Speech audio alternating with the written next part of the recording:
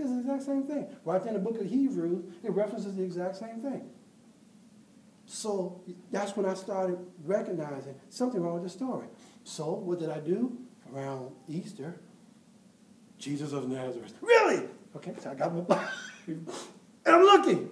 And I'm not finding the same thing.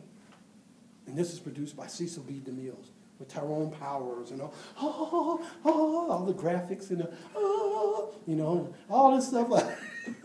So I'm finding out it's theatrical. So you have to be careful when you get to that, because it may not be something to subsidize what you have, because it may be empty.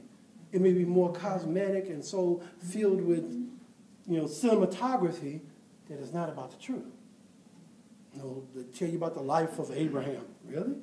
I've seen those little TBN movies on the life of Abraham. It didn't line up.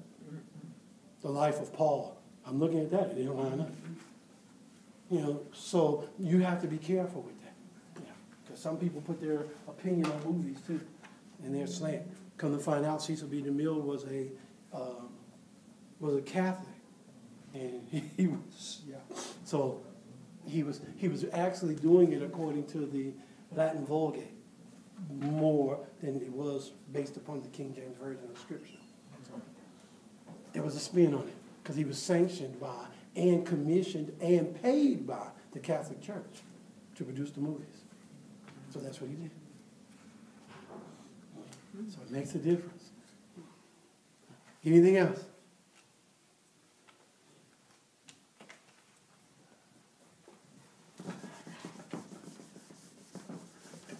We're going to start something.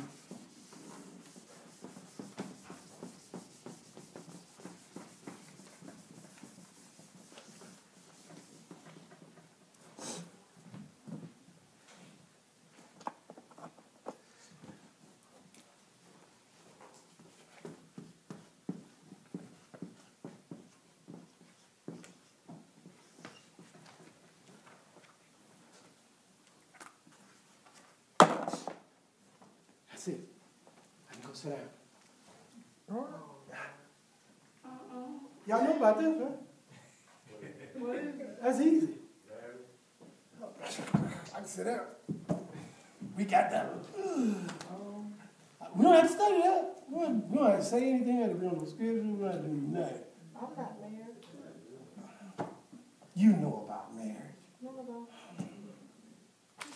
Please. Katie knows about marriage, right? Oh, I was about to say something. I'm glad I knew Katie.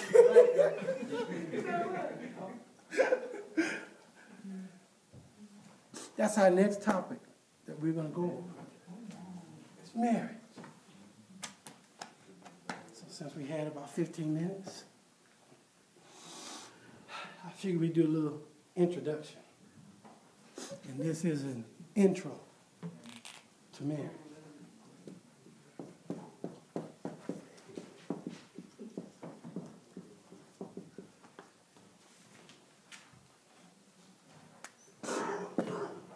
And that's just what it is. When two single people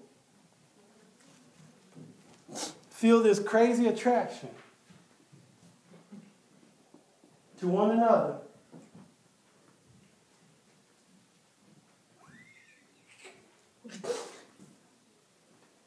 and we want to say it's based on the word, really. No, it's not. It's biological. It is put in you. It's biological. Some people, as Jesus spoke about, don't need this thing called marriage. Because they're not moved by that. They're eunuchs. Some are eunuchs from birth. Some are made eunuchs by men. Some are made eunuchs because they made a decision for the kingdom. I have a friend. He's 53 now. When he was 22, he wanted to get married. Things that didn't work out between he and the young lady. So for the kingdom's sake, he dedicated himself unto the Lord. And he's 53. He'll be 54 this year. He has never talked about thought about, been moved about marriage. Said, I'm married to Christ. I gave it one chance. It didn't work. Okay. For Christ I live. For Christ I die. And that's where he's been ever since. He made a choice for the kingdom to be married to Christ. I couldn't do that. That just wasn't me. I love God with all my heart, mind, soul, and strength. But I always felt my choice in the kingdom was to be married, to be fruitful, and to multiply. So that was my take upon my relationship in the kingdom. So there's nothing wrong with that. But we've got to know this introductory step is physical. And anybody who tries to say anything other than is lying. Because when you saw her, it was not spiritual. When you looked at him, it was not spiritual. You looked at them legs, that's not spiritual. You were looking at them eyes, that was not spiritual. Come on, might well be real about this. Told you, this thing on marriage, when we talk about this, we're going to get real about this. All right. Because we need to see what has happened to marriage, what has fallen apart about marriage, what has fallen down about. Why is it that a person been married 30 years and they're not still on cloud nine in relationship with that person? What happened? Abraham, and that's what we're going to look at. Abraham was 75 years old. Sarah was 65. Yet they were still acting like little kids.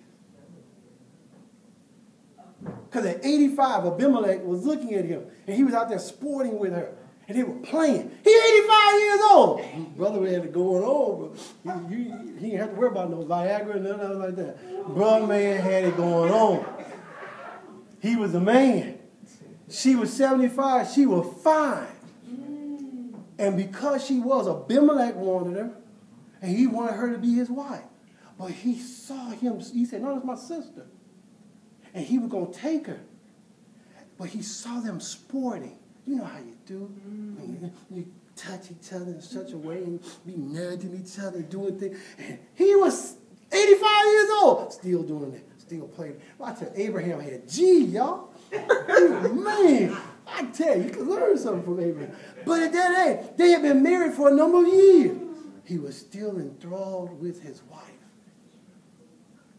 Now, we get that at the introduction. And we get this thing in the introduction. It's called infatuation.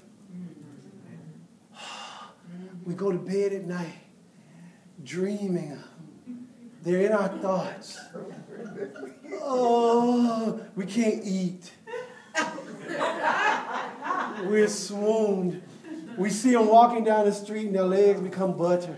You know, we're like, oh, you know, they come speak to you. You know, that's what happened, bro. Isn't that what happened, bro? Yeah. Isn't that what happened with you? When you saw sis, you like, you know, you're like, oh man. But when he saw sis, yo, what's up? He played it cool, but you know, you were the boy, you know, he was all, well, you hard. When he saw sis, how you doing? Can I carry your books? Is that okay? All right, thank you. Yeah.